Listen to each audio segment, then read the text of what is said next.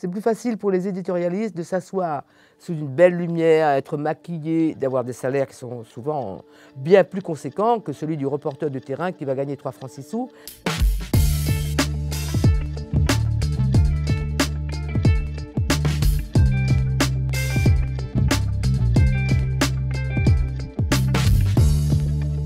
Bonjour Maïmouna Interman. Bonjour Benjamin. Journaliste, grand reporter, membre du Conseil supérieur de l'audiovisuel, le fameux CSA de 2013 à 2019, en charge du groupe de travail sur la diversité. Vous avez accepté de répondre à notre invitation et on est très heureux car justement on avait envie d'évoquer avec vous le thème de la diversité dans les médias. Alors je voudrais commencer cet entretien avec un bilan, c'est peu banal, mais avec le recul, quel bilan global tirez-vous de ces 6 années passées au CSA à travailler sur la question de la diversité ? C'est une tâche de titan que de vouloir changer la représentation de la société française sur les écrans, mais aussi derrière les micros. Ça n'a pas été simple. Lorsque je suis arrivée au CSA, j'ai bien vu qu'au départ, on me prenait un peu pour une pétroleuse, quelqu'un qui allait peut-être prendre ce sujet de la diversité de la société française, pas la diversité des pigments, la diversité sociale, comme étant une lubie. Non, ça n'a pas été une lubie. J'ai négocié pied à pied jusqu'au bout. Et lorsqu'il y avait des moments cruciaux pour voter, par exemple, présidence de chaîne, attribution de fréquences, etc., ces dirigeants de chaîne ont pu se rendre compte que j'étais très accrochée à ce sujet. Ça me paraît être l'un des sujets essentiels. Alors justement, toujours dans cette optique de bilan, est-ce que vous avez constaté une amélioration entre janvier 2013 et janvier 2019, au moment où vous avez quitté vos fonctions ? Oui, il y a une amélioration de la représentation de la France dans tous ces États ces dernières années, particulièrement pendant mon mandat entre 2013 et 2019. Pourquoi je peux le dire ? D'abord parce que les chiffres que nous avions analysés dans ce document, qui paraissait tous les ans, dans le baromètre de la diversité, les chiffres le montrent. Mais il ne faut pas s'intéresser qu'aux chiffres, aux calculs mathématiques. Il faut voir aussi le côté qualitatif. Dans quel rôle on nous voit? Dans quel rôle on voit quelqu'un qui visiblement a des racines venant d'ailleurs, ou quelqu'un qui ne ressemble pas forcément à un Parisien par sa façon de s'habiller, sa façon de s'exprimer, les thèmes qu'il peut aborder. Il y a un changement en termes de volume. Il y a aussi, je crois, honnêtement, une prise de conscience du côté de ceux qui font la télé sur les écrans ou derrière les micros, de ceux qui donnent les ordres, les patrons, parce que manifestement, ils ont compris qu'il s'agissait d'une question vitale aussi pour eux. Pourquoi ? Aujourd'hui, vous en êtes un exemple, on peut propager d'autres idées, d'autres discours sur d'autres médias que la télé à l'ancienne. Et par conséquent, si les gens se disent « moi je ne regarde plus cette chaîne parce qu'elle cultive la haine », elle surfe sur les discriminations. Et si des pans entiers de la société s'éloignent des médias à l'ancienne, alors là, il y va d'un intérêt majeur et d'un intérêt stratégique pour ces chaînes. Alors peut-être pas par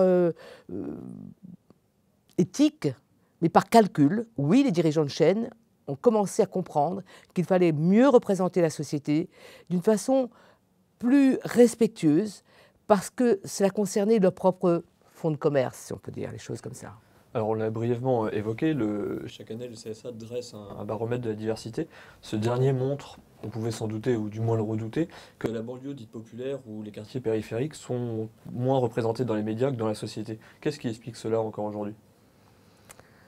Une volonté peut-être d'ignorer cette France dite périphérique. Il se trouve que je suis aussi membre du Conseil national des villes et que je travaille par ailleurs sur ces sujets de la représentation de ce qu'on appelle les quartiers périphériques, les quartiers populaires, parfois sous un terme générique qui est complètement faux dans son analyse, c'est-à-dire la banlieue. Qu'est-ce que c'est la banlieue ?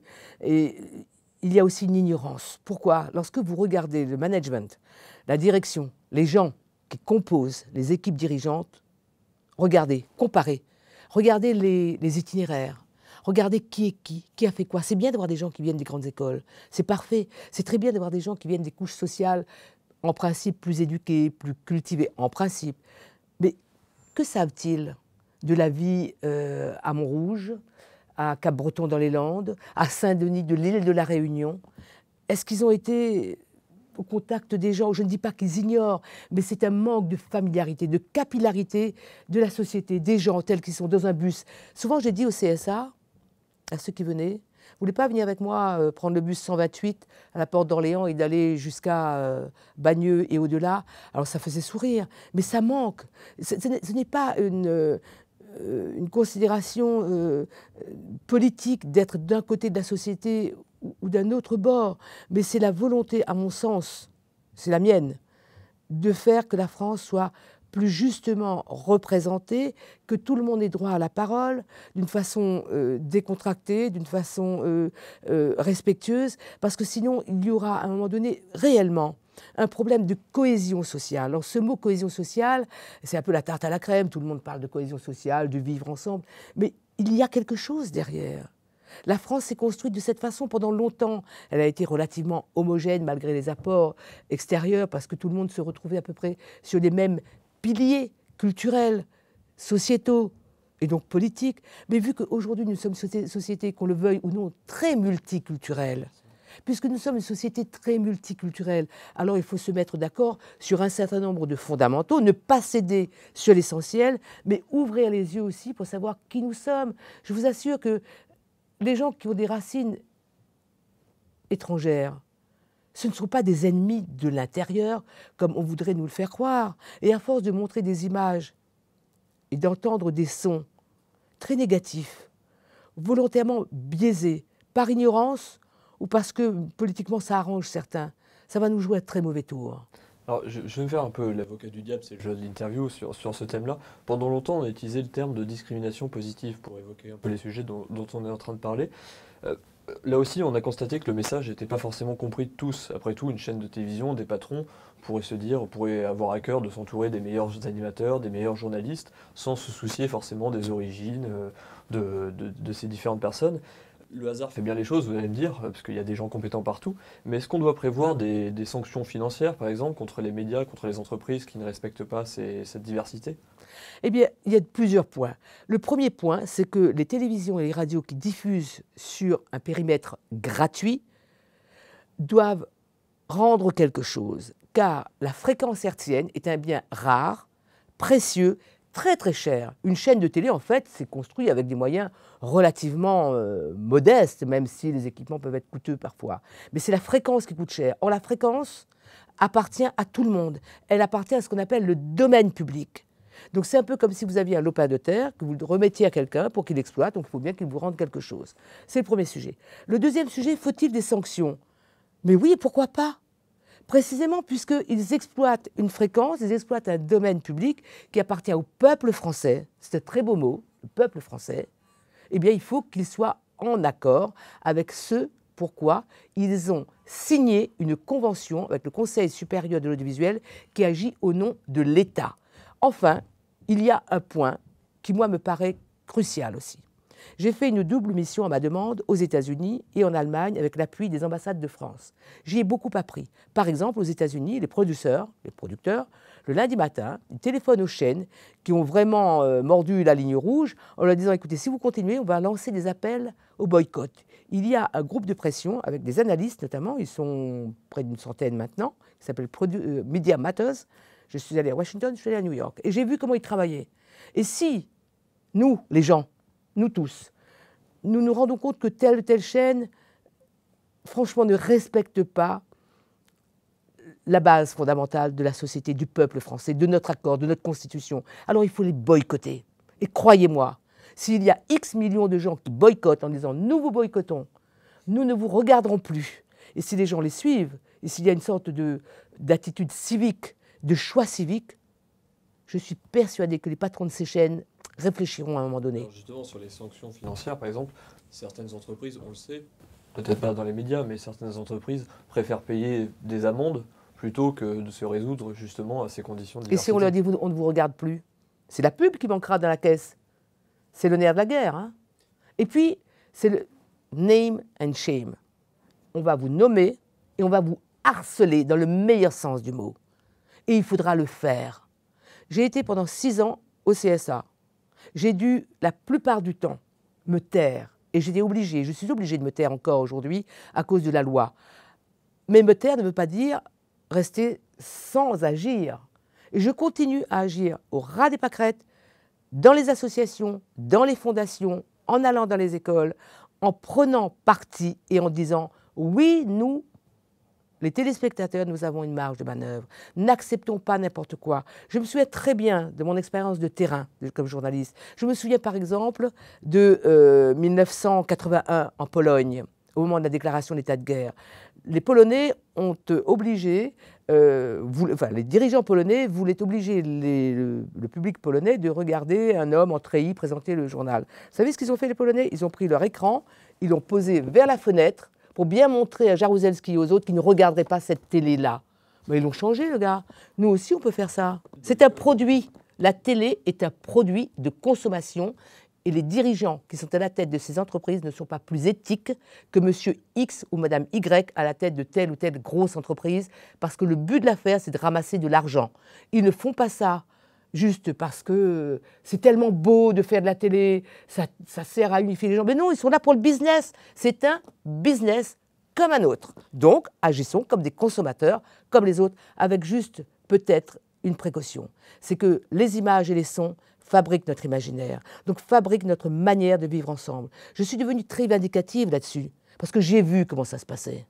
Et j'ai vu que c'est en tenant tête et en refusant d'accepter certaines pressions qu'on pouvait faire avancer les choses. C'est ainsi que j'ai réussi à avoir de temps en temps des miettes. Je suis bien consciente que dès mon départ, dans certaines télévisions, certains gros groupes très puissants, on a supprimé, on a modifié des comités de diversité, on a rechangé le format des groupes de gens qui en principe respirent la société. C'est pas grave, on continuera dehors.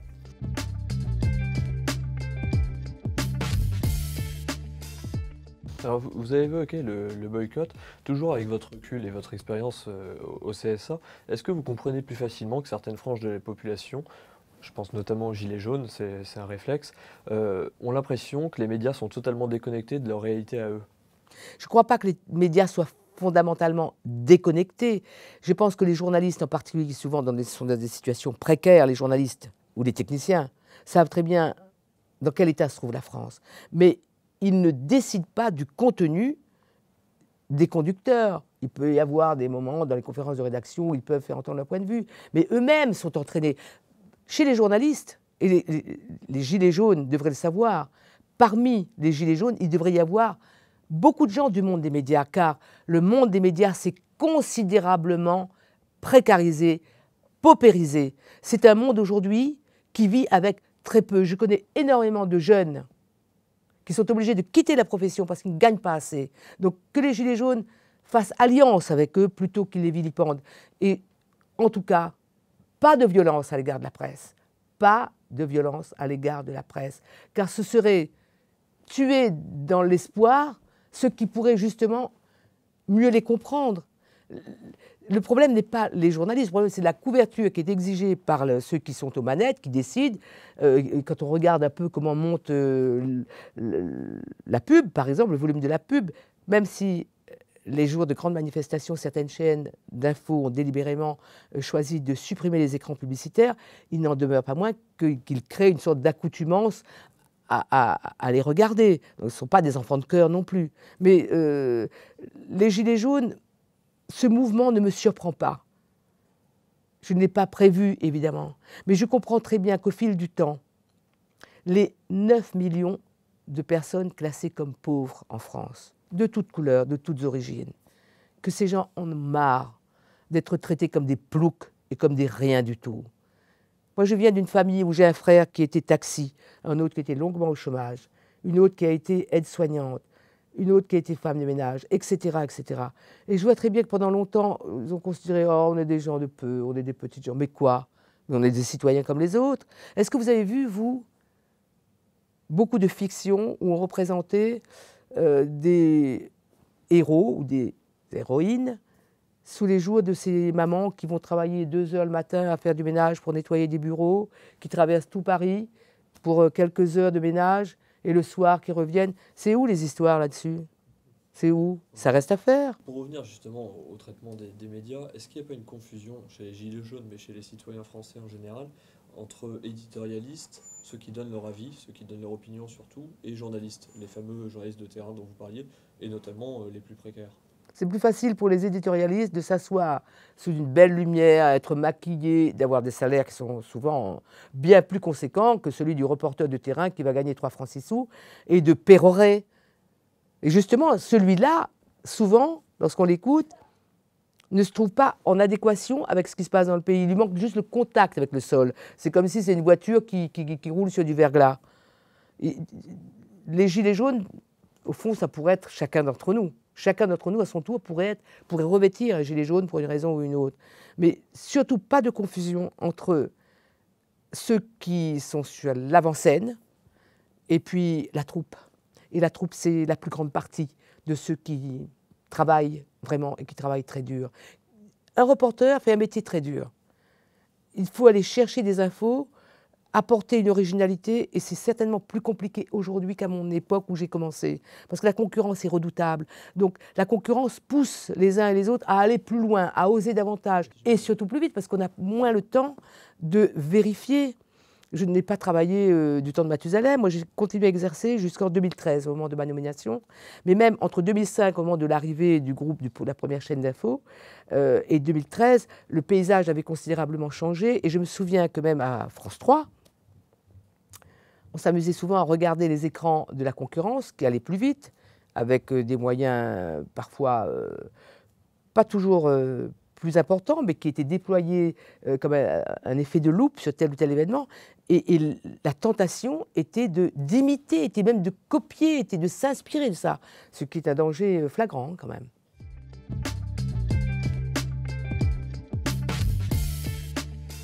Alors pour faciliter le travail du CSA, j'aimerais évoquer une question un petit peu épineuse parce que c'est interdit aujourd'hui en France. Mais est-ce qu'on ne peut pas s'empêcher de soulever cette question des statistiques ethniques? J'aimerais connaître votre position par rapport à ça. Est-ce que finalement ces données ne pourraient pas aussi servir d'électrochoc finalement pour faire avancer les choses? Alors j'ai écrit sur la question des statistiques ethniques de mon premier livre, Tête haute, puisque justement je voulais parler de ces questions de la diversité. Quand je cite le livre, ça veut dire que je sous-signe.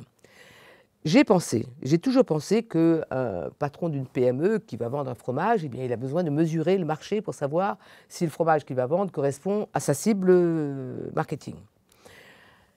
Pour définir des politiques publiques en matière d'éducation, de santé ou même de besoins en termes de chaînes publiques de télévision ou de radio, pourquoi serait-il offusquant, en principe, de savoir qui est qui, combien de gens ont des racines comme ci ou comme ça, ne serait-ce que pour apprendre la langue. Simplement, on est dans un contexte très bouillonnant. Il y a vraiment le feu sous la marmite. Et à la réflexion, j'ai quand même un peu peur qu'en jetant en pâture des chiffres sur X millions de gens de culture musulmane, par exemple, que les gens se disent « Oh là là là là, mais le pays, c'est vraiment le grand remplacement ». C'est très faux tout ça. Moi, je m'appelle Memona Afeji. Mon père était musulman. J'ai été élevée du côté de ma mère, je suis chrétienne de culture. En même temps, je ne peux qu'être tolérante, j'ai un frère qui est musulman. Est-ce que nous sommes la 5e colonne? Est-ce que nous sommes considérés comme musulmans ou pas? Est-ce que je suis de culture musulmane? Oui, un peu. Ça va être tellement compliqué et ça peut servir. C'est vraiment un double tranchant, cette histoire. Je suis vraiment un peu comme l'âne de Buridan, ce sujet-là. D'un côté, je suis pour, de l'autre, je suis contre. Pas contre, mais je me méfie un peu. Mais au total, un jour ou l'autre, si les gens ne se sentent pas représentés, ce sera possible de sortir les chiffres. Parce que dans les box des grands groupes de téléphonie, on a les noms quand même. Bon, Memona Afeji, c'est sûr qu'on pourrait croire que je suis une pure et dure. Il se trouve que moi, je suis vraiment le cul entre deux chaises et je suis un peu des deux. Je ne suis pas la seule. On est nombreux. Quand on regarde les études qui sont faites aujourd'hui, on voit bien qu'il y a une majorité, par exemple, de gens de culture musulmane qui voudraient qu'on facilite les choses pour le port du voile. Mais en même temps, il y a 70% des gens de culture musulmane qui déclarent, selon une étude récente, qu'il faut que les personnes homosexuelles puissent être libres de vivre leur vie. Oui, c'est pas simple. C'est jamais du noir au blanc, ou noir ou blanc dans tout cela. Je peux juste porter témoignage d'une chose, de ce que j'ai vu en France. Et je viens de l'île de la Réunion. qui est l'île où il y a eu la première mosquée construite sur le territoire de la République, payée notamment par un de mes grands-pères, APJ. C'est écrit dans la mosquée de Saint-Denis de la Réunion. Je peux porter mon témoignage sur le point suivant. Je connais trop de gens, notamment de la jeune génération, qui voudraient juste avoir le droit d'être considérés comme des Français, d'avoir un travail, d'avoir la chance de vivre dans ce pays qui, quand même, fait partie de ceux où on se sent respecté. Il y a des racistes, certainement, mais ce n'est pas un pays raciste, la France. Donc, ces gens-là, ces personnes, certes, elles ont leur bagage culturel, émotionnel, artistique, qui est mêlé à d'autres influences, d'autres racines. Mais ce sont juste des gens qui sont décents. Ne faisons pas de ces personnes des ennemis. C'est très facile d'imaginer qu'un jour ou l'autre, à force de se sentir discriminé, méprisé, pas considéré comme les autres, qu'ils se disent « Ok, on ne veut pas de nous, d'accord, alors on se mettra de côté ». Et c'est là où on fera cette espèce de patchwork à l'américaine, où en allant chez le médecin, vous devez déclarer si vous êtes blanc ou noir, si vous êtes juif ou pas. Ça, je ne veux pas. Mais que les gens aient le droit de se sentir totalement français, ce qui est mon cas, et quand même un peu de l'Inde, ce qui est aussi le pays de mon père. Je ne peux pas cracher sur ce pays, et pourtant quand j'entends la Marseillaise, c'est mon hymne. Je serais incapable, même si j'ai été dans des voyages officiels avec des présidents de la République, Mitterrand, Chirac, Sarkozy en Inde, je suis incapable de dire quel est l'hymne national indien. Mais je respecte ce pays et je me sens attirée par eux. Et en même temps, je suis totalement française. C'est mon pays, la France. Mais personne ne peut m'empêcher de me sentir un peu aussi d'ailleurs. Où est le problème ? Et quand je parle de moi, c'est parce que c'est plus facile de parler de mon cas, mais je parle de mes frères, de mes sœurs, de mes amis, de nous à l'île de la Réunion. La France a très bien réussi à l'île de la Réunion. On ne cultive pas le racisme. Ce n'est pas le paysage idyllique, ce n'est pas un paradis. Mais elle a réussi à faire énormément de choses. Je pense que la France est capable, elle doit le faire, c'est son intérêt. Ça ne veut pas dire renoncer à nos fondamentaux. Et les médias ont un rôle à jouer dedans. L'impact social des médias n'est plus à démontrer. Toutes les études qui ont été faites le montrent. Si vous voulez vous reconnaître dans une communauté nationale, il faut aussi que l'image qu'on vous renvoie corresponde à cette diversité. Il faut qu'elle parle aussi de nous, de moi. Les grands patrons de chaîne que je recevais entre quatre yeux dans mon bureau, porte close, ont très souvent reconnu que ce qu'ils mettaient à l'écran ne correspondait pas au pays. Et ils s'engageaient la plupart du temps. Combien d'entre eux m'ont promis qu'ils allaient faire tous leurs efforts? Je n'ai aucune raison de mettre leurs paroles en doute. Je leur dis juste d'aller un petit peu plus vite, mais de ne pas faire de cadeaux. Vous avez mentionné la discrimination positive. Je ne suis pas pour la discrimination positive. Lorsque je monte dans un avion de la compagnie régionale de l'île de la Réunion, je vois qui est dans le cockpit. Il y a de toutes les couleurs. Je ne vais pas les questionner sur leur diplôme aéronautique. Je sais qu'ils ont les diplômes aéronautiques. Ils n'ont pas été recrutés parce qu'ils sont malabars, c'est-à-dire d'origine de Sri Lanka ou de la côte de l'Inde. Je sais qu'ils ont les diplômes, je sais qu'ils sont capables. Donc pas de discrimination. La France a formé, elle a payé des écoles, ils sont là, les gens sont là. Donnons-leur juste la chance d'être choisis. N'ayons pas peur d'eux. Et on sait très bien dans les tests à l'aveugle, notamment, juste pour un appartement par exemple, qu'on va avoir peur d'un Moustapha Kessous, journaliste au Monde, qui a porté témoignage là-dessus, juste parce qu'il s'appelle Moustapha Kessous. Et qu'il faut qu'il vienne avec une grande blonde pour qu'on ait moins peur. Si on doit se balader tous avec des grands blonds et des grandes blondes, bon, bah, ça va devenir amusant, on va faire des bons films, mais ça ne va pas être la fin du schmilblick. Hein. Bah écoutez, ça sera le mot de la fin. Merci beaucoup, Memona Interman, d'avoir répondu à mes questions. Merci, je vous souhaite du succès. Je souhaite que les gens s'intéressent à ce sujet, parce que c'est vraiment un sujet fondamental. Ce n'est pas un sujet juste des images qui bougent. Nous le pensons. Merci beaucoup. Merci à vous.